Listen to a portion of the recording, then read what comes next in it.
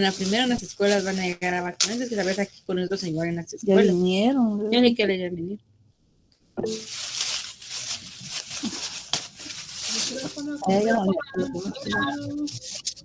Su micrófono, compañeros. Un mercadito. Buenas noches, Liz. Buenas noches, licenciado. Buenas noches, compañero. Buenas noches, licenciado. Buenas noches.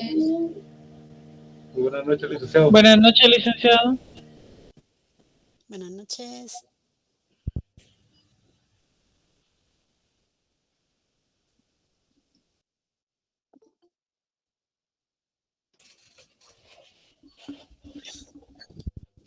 Buenas noches, Lix.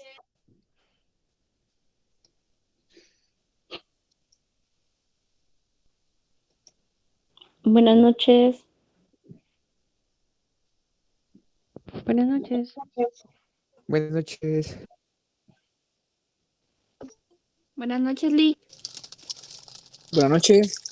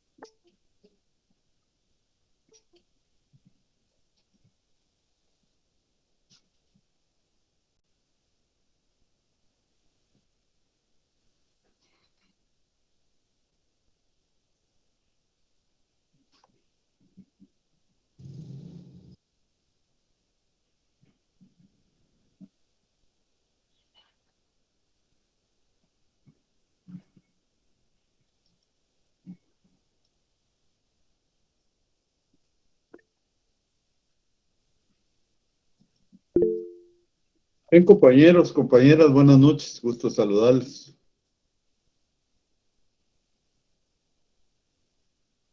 Gracias, licenciado, igualmente. Buenas noches, licenciado. Buenas noches, licenciado. Buenas noches, licenciado. Buenas noches. Buenas noches, Lick. Bien, vamos a dar inicio a la clase del día de hoy.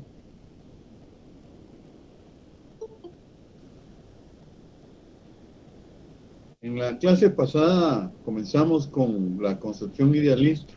Hoy nos corresponde desarrollar el tema de la concepción materialista para explicar el origen y esencia del Estado y el derecho. Pues la concepción materialista parte fundamentalmente de la materia y como producto de la materia explican ellos que viene la conciencia, las ideas, el espíritu. El derecho, desde el punto de vista de la concepción materialista, pues lo explica a partir de su evolución histórica. Y esta evolución histórica no hace más que explicarla de la mejor manera el materialismo histórico.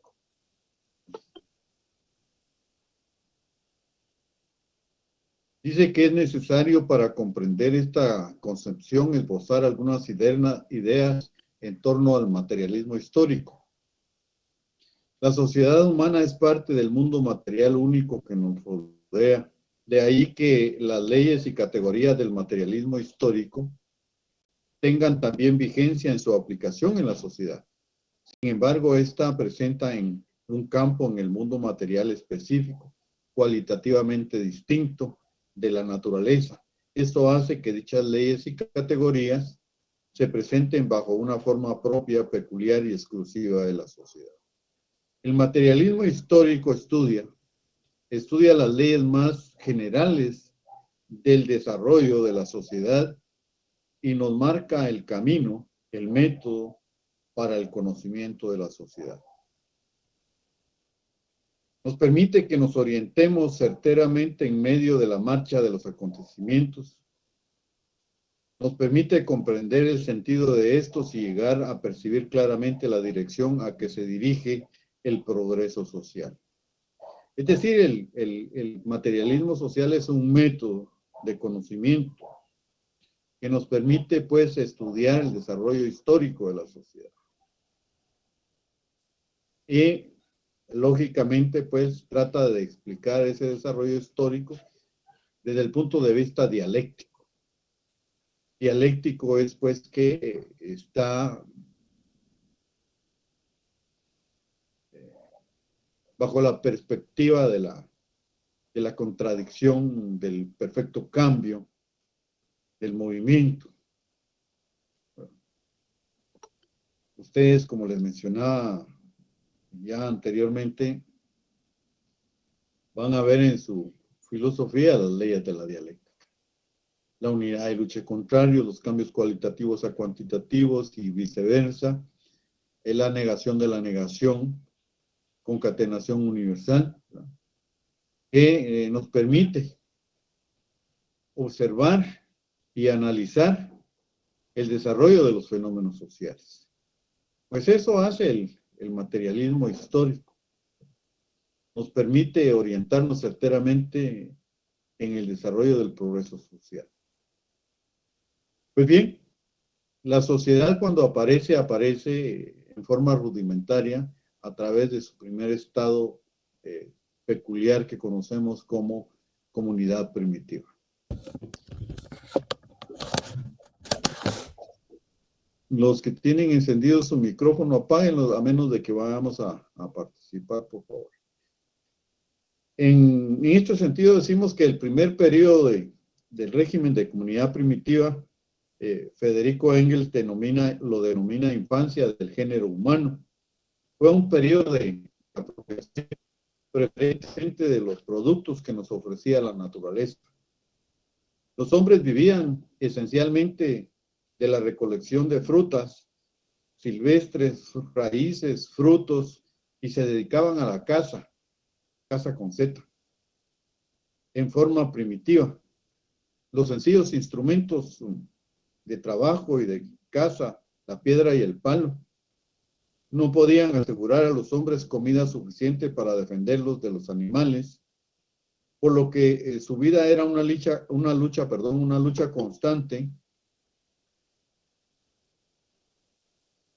contra el hombre, contra el hambre, el frío y las fieras. Durante mucho tiempo el hombre primitivo anduvo desnudo. Su refugio frente a los animales salvajes eran los árboles y las cuevas. Gradualmente, pues, se fue desarrollando en una nueva forma de organización social y de alguna manera el grado de desarrollo de las fuerzas productivas, aunque rudimentariamente, iban generando algún desarrollo. Esto hizo, pues, que adquirieran alguna evolución y se formaran lo que hoy conocemos como gens.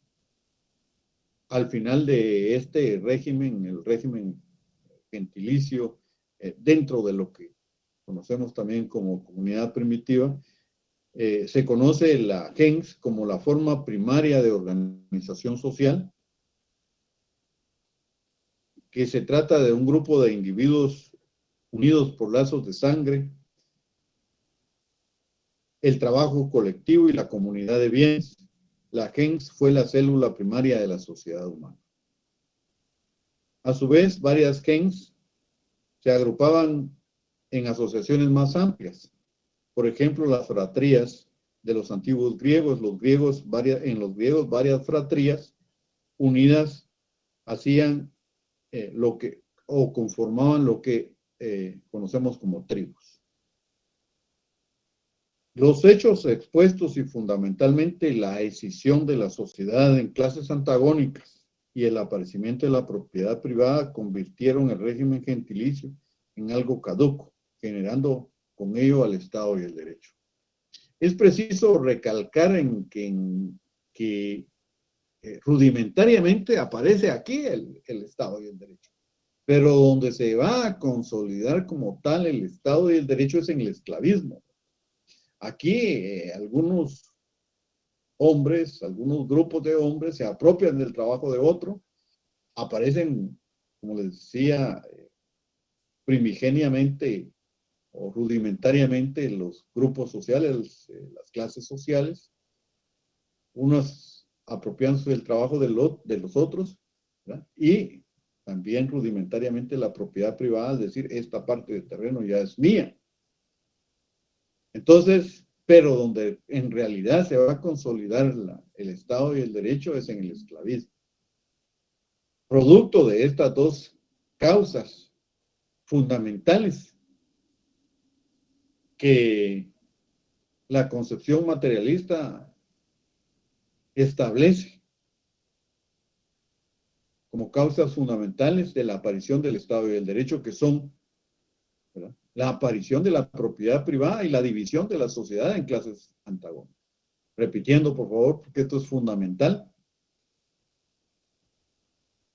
Las dos causas fundamentales por las que aparece el Estado y el derecho son la división de la sociedad en clases antagónicas y el aparecimiento de la propiedad privada.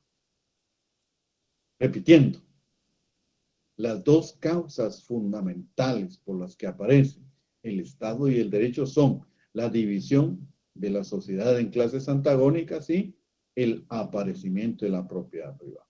Ya dijimos hace un momento que es al final de la comunidad primitiva, en la desintegración del régimen gentilicio, donde aparecen pues las clases sociales, donde aparecen rudimentariamente la propiedad privada. Y este desarrollo de las fuerzas productivas y esta lucha de clases pues hacen que aparezca pues un nuevo régimen, el esclavista. En este régimen existen dos clases, que son efectivamente los esclavistas y los esclavos, ¿verdad? Lenin o Vladimir Ilich Lenin, así se llama este señor, en su conferencia acerca del Estado, decía pues que los esclavistas poseían no solo todos los medios de producción, la tierra, los instrumentos, por débiles y primitivos que fuesen entonces, poseía también personas, no solo poseían los instrumentos de trabajo, también poseía personas. Los esclavistas podían disponer hasta de la vida de los esclavos. Los esclavos eran considerados como objetos. Los podían vender, los podían matar, los podían intercambiar, lo que quisieran hacer. Inclusive no tenían personalidad jurídica. Eran considerados como simples objetos. Entonces los esclavistas eran los dueños de los medios de producción y los esclavos los que trabajaban para ellos sin ningún derecho, sin ningún derecho. Constituía entonces el esclavismo la primera forma de organización política de la sociedad y en él se consolida el Estado y el derecho, producto de la escisión, escisión es división, de la sociedad en clases antagónicas y el aparecimiento de la propiedad privada sobre los medios de producción. Los tres rasgos característicos del esclavismo son los siguientes. 1. La protección de la propiedad de los esclavistas sobre los esclavos y de la propiedad de la tierra como la de los medios de producción. Repitiendo. La protección de la propiedad de los esclavistas sobre los esclavos y de la propiedad de la tierra sobre los medios de producción. 2. El trabajo forzado de los esclavos para el enriquecimiento de los esclavistas, así como la consolidación de la dependencia de los trabajadores libres con respecto a la clase dominante. Y 3. Abierta represión militar del Estado y de los esclavistas contra los esclavos y trabajadores libres. Como ven ustedes, pues, el terror, el poder que tenían los esclavistas era totalmente absoluto. Y en un principio de este régimen, pues ningún esclavo se atrevió pues a una sublevación, pero fue tanta la opresión que después ya a mediados de este régimen y al final hubo grandes sublevaciones de esclavos, que al final y al cabo, aunado a cierto grado de desarrollo de las fuerzas productivas, como el aparecimiento del hierro, del bronce, los instrumentos de trabajo ya no eran tan, aparece el arado, aparece el caso de las armas, la lanza, aparece la espada, y esta agudización de la lucha de clases y el aunado a la desarrollo de las fuerzas productivas, por débiles que fueran, trajo al traste pues a derrocar este régimen para instaurar uno nuevo. Este nuevo, después del feudalismo, es después del esclavismo, es el feudalismo. El feudalismo es un régimen instaurado por dos clases sociales, los señores feudales y los siervos o siervos de la gleba. ¿Alguien sabe qué quiere decir gleba en este contexto?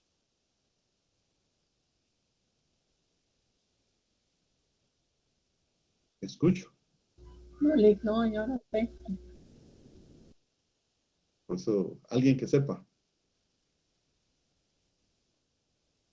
Pues siervo de la tierra. Pues el siervo estaba prácticamente pegado, adscrito a la tierra. Por eso es que va adquiriendo algunos derechos, pero no necesariamente totalmente libre, ¿verdad? Porque estaba adscrito a la tierra. Él cultivaba determinada fracción de tierra que le confería el feudalista, el señor feudal, y en este caso, pues él le retribuía con parte de la producción que cultivaba dentro de la tierra del señor feudal. De esa cuenta, pues tenemos que el señor feudal todavía disponía bastante del siervo de la gleba, ya no como para darle muerte, porque ya esta persona pues ya tenía ciertos derechos, pero aún así pues estaba bastante limitado en los mismos, en sus derechos, y tenía muchas cargas, muchas obligaciones. Y todavía con que tenía el señor feudal castas aliadas, ¿verdad? Estas castas eran los grupos sociales que cooperaban con el status quo, es decir, mantener el poder. Y la iglesia católica, la nobleza, ¿verdad? Eran parte del poder de los señores feudales, eran aliados al poder. Y estos sometían, Flor, por favor, apague su micrófono. Y estos, sometían al siervo o siervo de la gleba.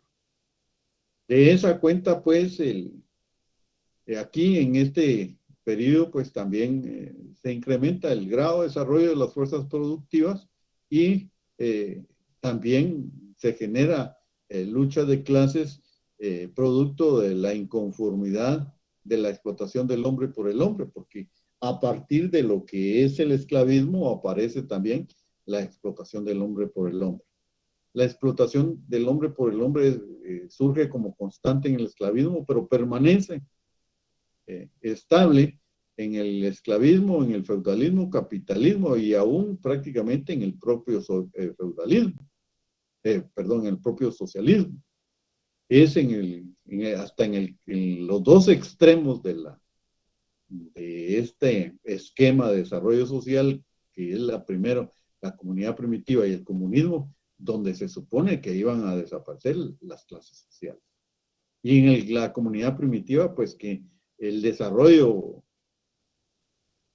mínimo de la sociedad no permitía pues que existieran las clases sociales, porque si no, no se hubiera desarrollado la sociedad, no hubiera permitido pues que se desarrollara en esa primera parte del desarrollo de la historia.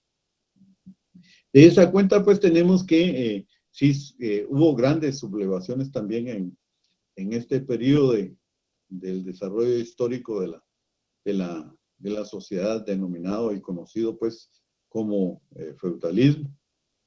Y estas gestas, estas luchas permitieron alcanzar un nuevo régimen, que es el capitalismo. Aquí las clases sociales contrarias, antagónicas, son el burgués y el obrero, el capitalista, ¿verdad?, y el trabajador, el campesino versus el dueño de los medios de producción, el obrero, ¿verdad? De esa cuenta, pues, que al final del feudalismo, pues se produce lo que conocemos como la revolución industrial, que permitió el avance del desarrollo capitalista. Guatemala tiene un incipiente desarrollo capitalista, es decir, no es un país eminentemente capitalista. Se podría decir, y todos lo señalan como capitalista, pero todavía tiene algunos resabios de carácter feudal, como es, por ejemplo, el colonaje, el tener tierras en las que le dan a los campesinos para que ellos las cultiven y le paguen a los campesinos, los campesinos le pagan a los dueños de las fincas con parte del producto. Entonces, esos son rasgos característicos del feudalismo. El hecho de no tener realmente una maquinaria totalmente a la altura del desarrollo de los países que están a la vanguardia del capitalismo, y leyes que influyan en este desarrollo, pues nos hace un país, como decía otrora el eminente catedrático Santiago López Aguilar, con un incipiente desarrollo capitalista. Entonces, Guatemala ha tenido gobiernos democráticos como el de Arévalo, como el otro, en este momento, pues, alguien me puede ayudar, el que estuvo después de Arévalo, el gobierno democrático el que siguió a Arévalo. El partido del PAN, creo yo que fue. No. Jacobo Arbenz Guzmán. Jacobo Arbenz Guzmán, gracias. Jacobo Arbenz, ¿verdad? Entonces, impulsaron ellos pues una reforma agraria en la que trataban ya de preparar algunas bases para el desarrollo humano de la sociedad, ¿verdad? Pero lamentablemente pues no tuvo los frutos que se esperaban. La sociedad muchas veces tampoco está educada para ciertas conquistas que la educación a veces pues no permite. Y de esa cuenta pues el imperio del norte pues no permitió, al contrario, pues no permitió pues que se siguiera desarrollando, y lo señalaron de comunista. Ya vamos a ver más adelante que el comunismo realmente no se dio en ningún estado del mundo. Comunismo, los dos rasgos fundamentales del comunismo son la extinción del Estado y el derecho. Si no hay Estado y no hay derecho, al igual que en la comunidad primitiva, pero ya mucho más desarrollados, a cada quien según su trabajo y según sus necesidades, allí hay comunismo. El Estado se convierte, o lo que funcionaba como Estado, pues se convierte en un grupo administrador de los bienes de la sociedad. Y cada quien va a trabajar por su propia conciencia. Eso es comunismo. Ahora, que yo sepa, en ningún lugar del mundo se da. Lo que se ha dado y se está dando todavía en algunos países es el socialismo. Pues bien, estos grupos de interés que han surgido a lo interno del capitalismo, como los sindicatos, los partidos políticos, las ONGs, han influido en determinados movimientos sociales para derrocar algunas instancias de carácter capitalista en algunas repúblicas, en algunos estados, ¿sí? Han instaurado el socialismo. Ejemplo de ellos, pues, Nicaragua, Cuba, Corea, China, la misma Unión Soviética, que luego pues hubo una contrarrevolución y actualmente comenzamos a ver visos de un socialismo. Ellos, a la vez que ha habido clase dominante y dominada en todos estos tres regímenes que son el esclavista, el feudal y el capitalismo, también persiste en el socialismo, solo que aquí se invierten los papeles, el proletario toma el poder a través de una revolución y se instaura lo que es conocido como la dictadura del proletariado. Esto es sumamente necesario para mantener el poder, porque si no se hace a través de la fuerza, sojuzgar o mantener oprimidos a los que antes eran la clase dominante, o dígase los capitalistas o los burgueses, pues logran recobrar el poder. Entonces, pues, necesariamente los proletarios, los campesinos, los obreros, tienen que ejercer este poder a través de la fuerza para mantenerlos sojuzgados, porque si no viene lo que hemos visto y ha sucedido, la contrarrevolución, y vuelve el capitalismo, el estado de cosas, status quo. De esa cuenta, pues, que en el socialismo, pues, se trata de preparar al Estado y a la sociedad para la instauración del comunismo, para la instauración del Estado, la extinción del Estado y el derecho. El socialismo es una etapa preparatoria, es un puente, es una transición entre el capitalismo y el comunismo. En el Estado socialista se trata de terminar con la explotación. Es un instrumento de construcción en el socialismo y el comunismo en defensa de las conquistas socialistas contra los actos agresivos del campo imperialista, de consolidación con los nexos internacionales con los trabajadores de otros países. Es un tipo superior de Estado totalmente nuevo, cuyos fines fundamentales consisten en suprimir las clases explotadoras, destruir las diferencias de clase en general y construir la nueva sociedad común. Es decir, pues la construcción del tipo superior de Estado que iba a ser el comunismo. Les digo con toda la honestidad del caso, pues que en el mundo se llaman mal llamado comunistas a muchas personas, pero en realidad, pues el comunismo como tal nunca ha llegado a existir.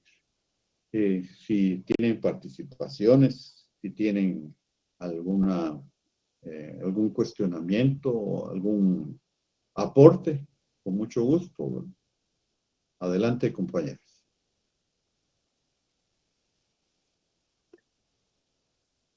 Adelante, Andrea. Hola, buenas noches. Yo tenía una duda. ¿Qué que yo quisiera confirmar si esto es cierto. ¿El socialismo es como la etapa transitoria para el comunismo? Es una transición, exactamente, constituye como un puente entre el capitalismo y el comunismo, ¿verdad? Antes de llegar al comunismo necesariamente, pues tiene que haber una preparación, ¿verdad? Una preparación. Por eso dice que nadie ha llegado a ser como a un comunismo puro o Total, al 100%, no, siempre se han quedado no. como en el En la camino. propia Unión Soviética fue comunista. Los partidos, digamos, los que se hicieron llamar comunistas, pues, propugnaban a ser comunistas. Por eso se les llamaba comunistas, pero no es que fueran, que ya se había llegado al comunismo. Partido Comunista Soviético, hubo incluso en Guatemala, Partido Comunista. En ese sentido, en la etapa del 44 al 54, mucha gente dice que es como fueron líderes comunistas, socialistas, pero realmente sus políticas no estaban del todo alineadas al comunismo o al socialismo, sino eran más sociales, ¿no? Más democráticas. Más democráticas, más democráticas. Imagínense que en estos momentos no siquiera somos un país totalmente capitalista. En ese momento mucho menos. Entonces lo que trató de influir o que pareciera el Imperio del Norte era que ya estábamos en un movimiento procomunista. Y ellos pues asustando a toda la gente que desconoce esta doctrina, esta forma de pensamiento, pues se asustan, pues. Cualquiera que tiene hasta su pequeño vehículo piensa que se lo van a quitar, que ya no va a poder disponer nada de sus bienes, pues eso es lo que piensan inmediatamente en un socialismo y no es totalmente cierto, no es totalmente cierto. Creo que la narrativa de la Guerra Fría fue muy fuerte en ese momento y cada vez que digamos en la actualidad cuando sale algún líder que se identifica de izquierda, automáticamente lo califican como socialista o comunista, pero creo que quedó arraigado mucho ese miedo que usted menciona, de que me van a querer quitarme todas mis cosas, digamos, son como ideas muy erróneas que nos han dejado sobre el socialismo y el comunismo, esa narrativa de la Guerra Fría. Exactamente, estoy muy de acuerdo con usted. Y otra situación que pasó en Guatemala, pues, producto del conflicto armado, la desaparición de tantos líderes, ¿verdad? Y ahora solo mencionan cualquier tipo de situación en relación al conflicto armado, pues, y nadie quiere saber, muchos hasta lo borraron de su memoria, y muchos jóvenes, pues, no tienen conciencia de lo que fue el conflicto armado. Entonces, pero sí, si les hablan de comunismo, luego se les pone la piel de gallina y no quieren saber nada de comunismo, pues, pero no saben realmente qué es el comunismo. Entonces, como decía mi profesor, ¿verdad? Que en paz descanse, nosotros deberíamos de tener realmente la visión clara de lo que es el capitalismo, ¿verdad? Realmente cuáles son los principios del capitalismo y de la visión clara de lo que podría ser el comunismo, ¿verdad? Y realmente escoger qué forma de vida realmente queremos llevar. No que venga alguien y nos quiera adoctrinar, porque tampoco ese es mi objetivo, ¿verdad? Mi objetivo es, pues, es abrirle el panorama del conocimiento a los estudiantes. Porque muchas veces solo ven un lado. ¿Algo más? Con mucho gusto. Silly, perdone, quería hacerle una pregunta. ¿Cómo se puede considerar, por ejemplo, lo que está sucediendo ahora en Venezuela? La situación está muy, muy compleja, muy delicada. Pues los medios de comunicación se han dado a la tarea de ver, digamos, que hay mucha escasez de medicina, incluso de gasolina, a pesar de ser un país productor del mismo, que se ha ido exiliado, incluso la situación que está pasando con Nicaragua. Entonces, es un poquito complicado. ¿Cómo lo ve? Porque uno solo ve las noticias y al final pues no tiene ningún conocimiento para poder abordarlo de una forma, de otra forma. Gracias. Sí, yo la realidad es que desconozco mucho de la situación política de Venezuela, pero sí desconfío mucho de las noticias. Desconfío mucho de las noticias, tanto de las noticias de Venezuela como de las de Nicaragua, porque los medios generalmente se venden al mejor postor. Y tal como si ustedes estudian o van a estudiar un poco la situación de Guatemala, de la llamada revolución o primavera democrática, van a ver pues que es una forma de permear el Estado a través el imperio a través de los medios de comunicación, ¿verdad? Entonces, si ven algún progreso, pues, o algún intento de salir adelante, lo primero, pues, ellos pagan a los medios de comunicación para que comiencen a generar noticias que vayan de otra forma.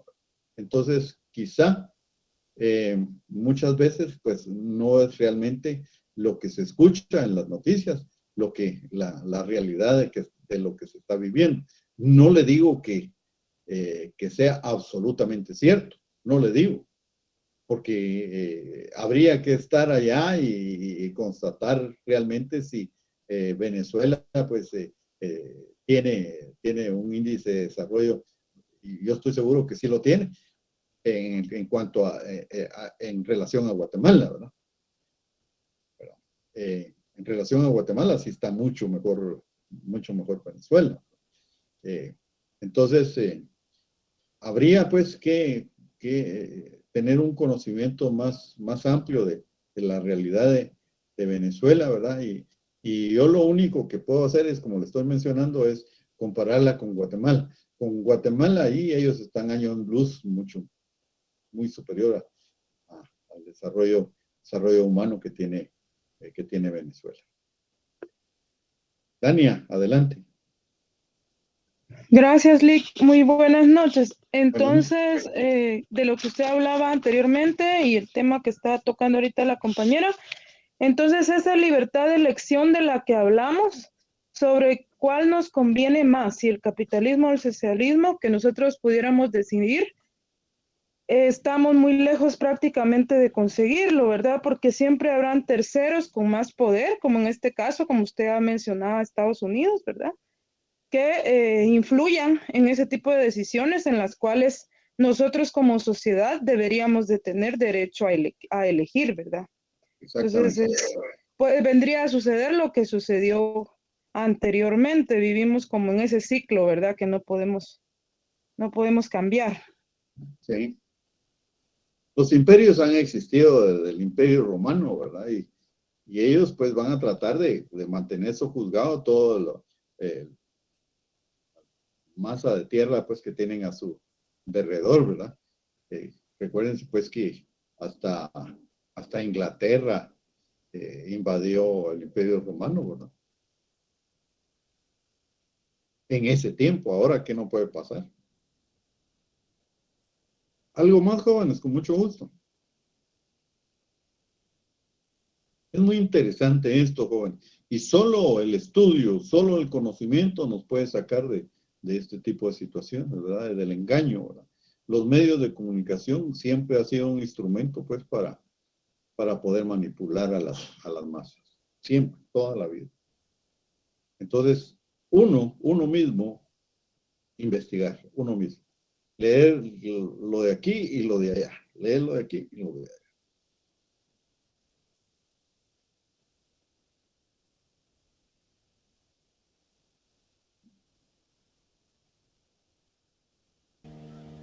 Licenciado, buenas noches. Una consulta, no sé si me estaré equivocado. El socialismo se puede caracterizar porque siempre va a existir un dictador que es el que impone cómo debe pensar el pueblo o las masas. No es un dictador, no, que el grupo, esto es en teoría, pues pudiera haber un dictador en algún estado, pero el grupo que toma el poder es el grupo dominado, el grupo de la sociedad que ha estado como dominada, los proletarios. Todos los proletarios se organizan, pues, y toman el poder. Y por eso es que se le llama dictadura del proletariado. Ahora que si usted se está refiriendo a alguna figura en particular de una sola persona, ahí no sé a quién se esté refiriendo. Pero en la ciencia, en la teoría, a lo que se refiere, pues, que el grupo dominado, por ejemplo, en el capitalismo, toma el poder, y por eso es que a través de la fuerza tienen que mantener al sojuzgado a los dueños de los medios de producción, porque ellos no se van a quedar contentos que les expropien las fincas, ellos no se van a quedar contentos porque se les expropien las grandes fábricas, las empresas eléctricas, no, de ninguna manera. Tiene que ser por la fuerza, no hay otro medio.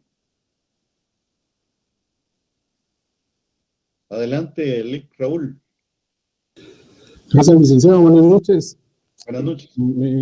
Pues comparto cómo planteó Andrea sobre la narrativa, ¿verdad? ¿Qué es lo que nos persiguió en eso? Pues según la historia, porque no estuvimos ahí, pero esa es la narrativa que se han utilizado por décadas, ¿verdad? En nuestro país para amedrentar y coaccionar y extorsionar socialmente a la población. Pero yo recuerdo que haber leído en el caso del gobierno de Jacobo Arbenz Guzmán, en su toma de posesión de 1951, algunos economistas con los que incluso yo recibí clases, ellos decían que ese era un gobierno con ideas más capitalistas que cualquier otro.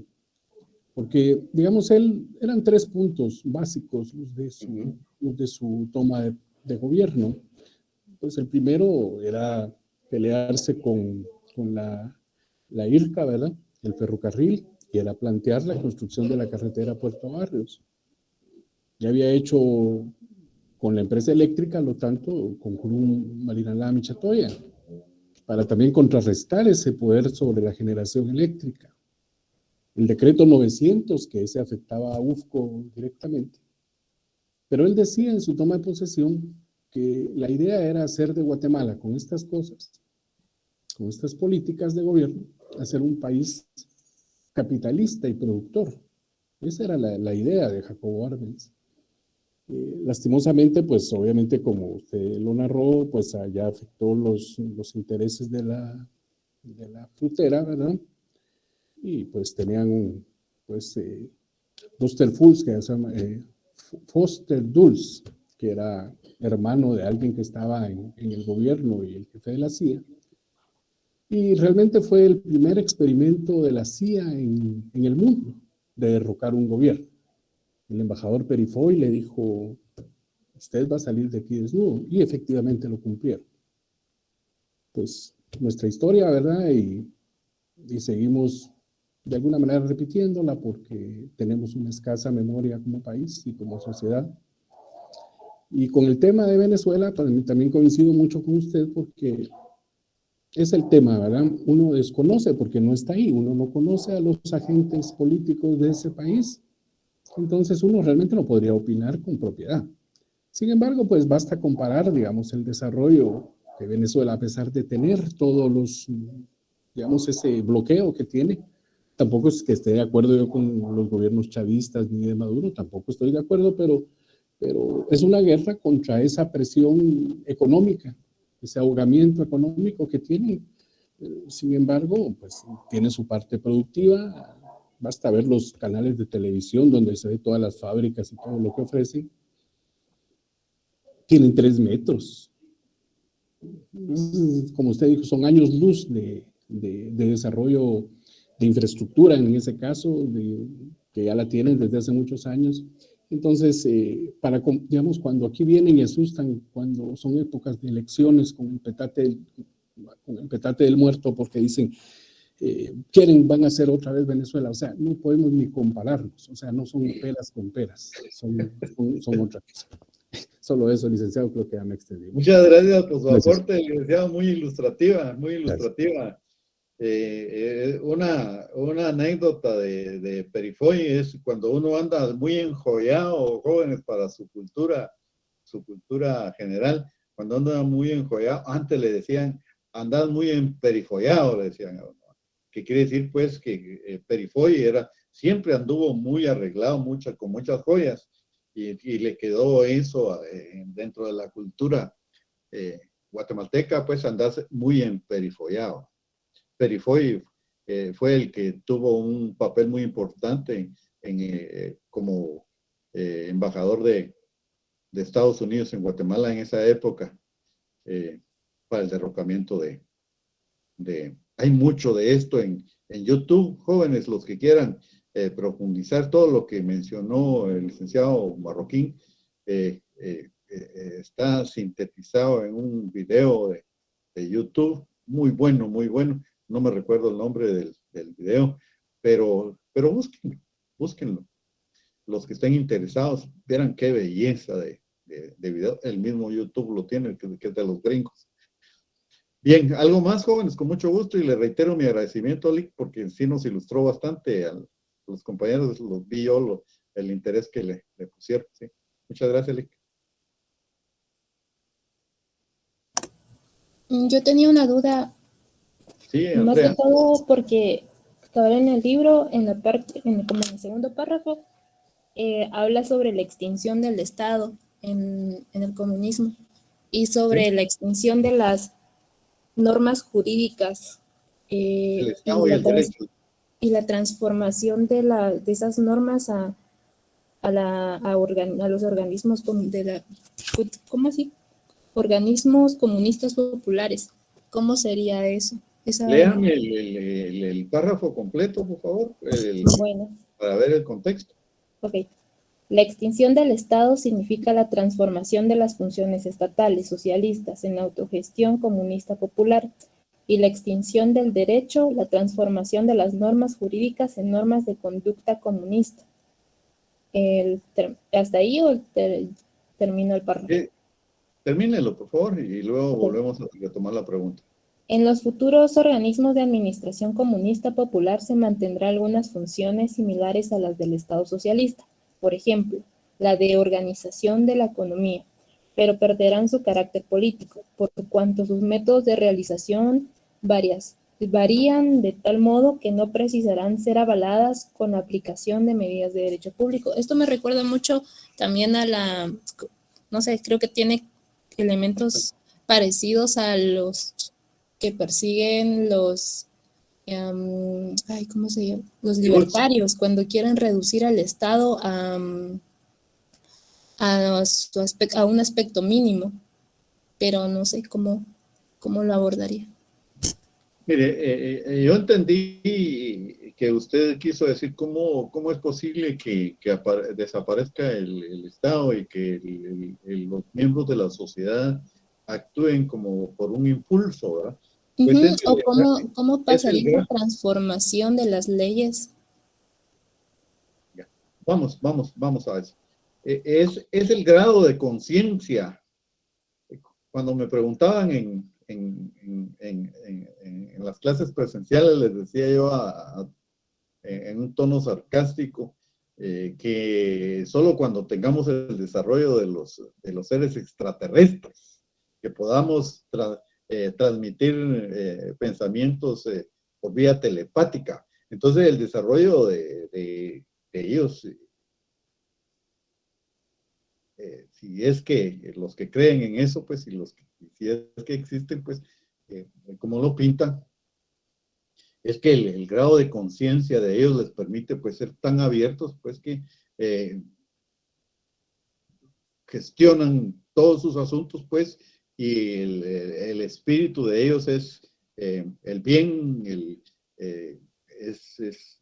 es como un espíritu comparado con el de nosotros como el de santidad, ¿verdad?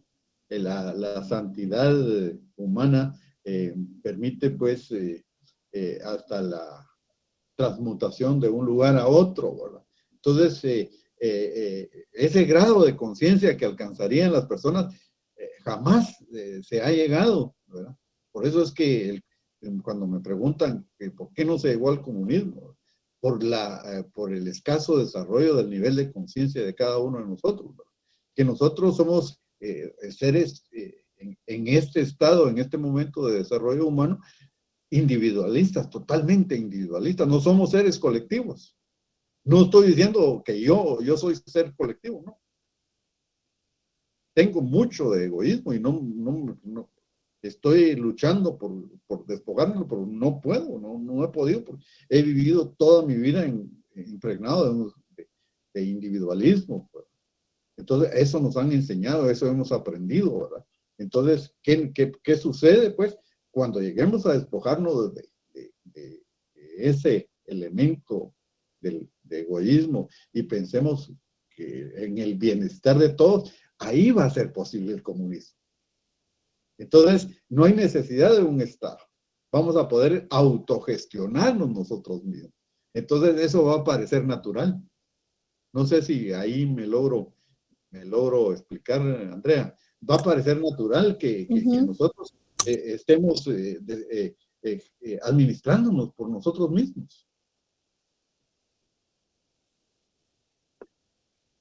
Sí, sí me explicó bastante. Y por lo mismo las leyes van cambiando, como si la sociedad cambia y por eso las leyes se transforman. Exactamente. Fíjese que lo van a ver ustedes más adelante, que entre más grado de desarrollo tiene un Estado, menos leyes tiene. Porque el nivel de conciencia es superior. Entre más desarrollo tiene un Estado, una república, una monarquía, lo que sea, menos leyes necesita, porque las leyes se cumplen voluntariamente. Pero entre más subdesarrollado sea una república, un Estado, más leyes necesitamos, más sanciones necesitamos. Pena de muerte. Eso es lo que sucede. Entonces el derecho desaparecería, porque todos cumpliríamos las normas de convivencia social por nuestra propia voluntad, por nuestro nivel de conciencia. Los abogados ya no tendríamos trabajo entonces. No tendríamos trabajo. Sí.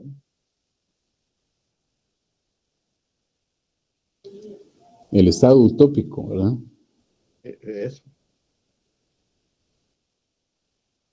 Por eso el comunismo es una utopía de alguna manera, ¿verdad? En este momento.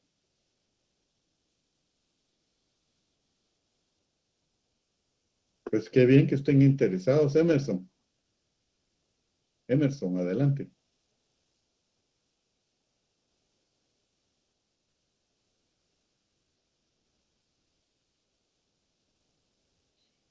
Bueno, si no hay nada más que hacer constar, damos por terminada la presente clase el día de hoy y nos vemos en la siguiente clase. Les agradezco mucho su atención y su participación.